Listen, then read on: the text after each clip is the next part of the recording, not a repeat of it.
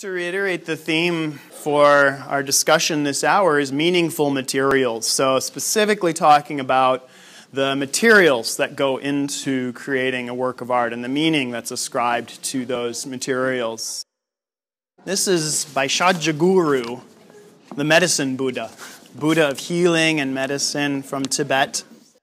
This is a painted banner from the 14th century called a Thangka, T-H-A-N-G-K-A, Thangka. Translates as a flat painting in the Tibetan language. Thangkas are meditative objects, devotional objects, representations of Buddhist divinities or images of Buddha himself in his multiplicity of forms. There are infinite forms of the Buddha. This is the form of the Buddha of healing, of medicine. His name is Bhaishajyaguru. Don't worry, that won't be on the quiz later.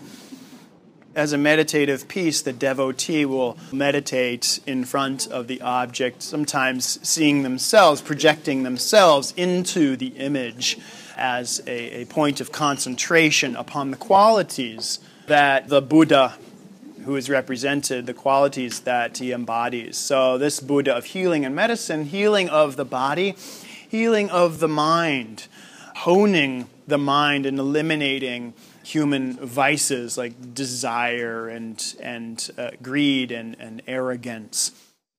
The meaningful material that we're talking about here, though, is the blue. The blue skin of Buddha, Bhaishajyaguru, that's composed of lapis lazuli, a type of naturally occurring semi-precious stone, though it's exceedingly rare in this part of the world. It's found only in the remote mountainous region of northeastern Afghanistan. Yet it is a prized object for thousands of years in cultures all around in Asia, as well as the Mediterranean region. The Egyptians imported lapis lazuli from Afghanistan. That tells you just how prized it was. And so this stone is ground up and mixed with a binder to become a type of paint. What's great is if you catch the reflecting light, you might see a little bit of glistening of the mineral within the skin of the Buddha here. The color blue also associated with, well, healing qualities, much as we discussed with jade previously. The idea of consuming lapis lazuli also has this healing curative properties to it.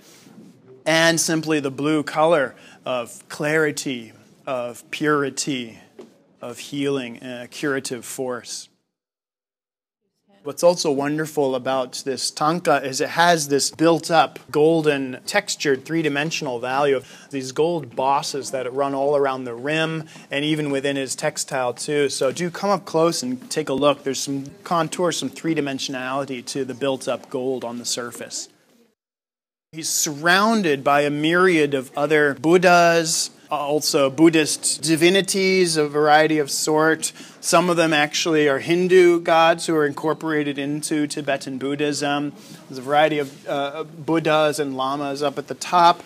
Also these other divinities here. We have these many gods here holding these, they're holding large mongooses. I believe these are gods of prosperity and wealth. And then these four armored protector divinities. Commonly on images of Buddha, you might also find two lions at the base here. Lions are some of the most ancient Buddhist symbols, and the earliest of Buddhist arts depicts lions roaring out the message of Buddha in the four directions. Then there's a fella right there, seated underneath this beautiful multicolored lotus platform. So the lotus is a common element we find in Buddhism as a metaphor for enlightenment from the darkness to the light. The lotus flower grows in the dark, marshy waters. Upstairs we call them water lilies, right, in our paintings of Monet, but here the lotus blossom. So a metaphor for enlightenment. Underneath we find an image of an historical figure. His name's Padmasambhava, an Indian mystic who in the 8th century introduced Buddhism to Tibet. So he's revered as a very powerful spiritual saint, in essence, in the Tibetan Buddhist faith.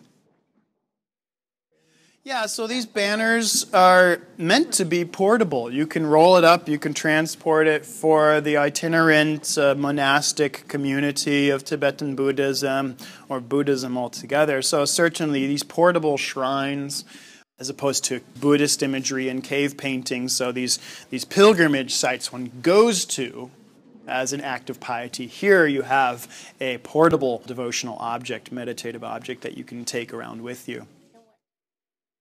So the meaningful material in this work of art, though, is the lapis lazuli.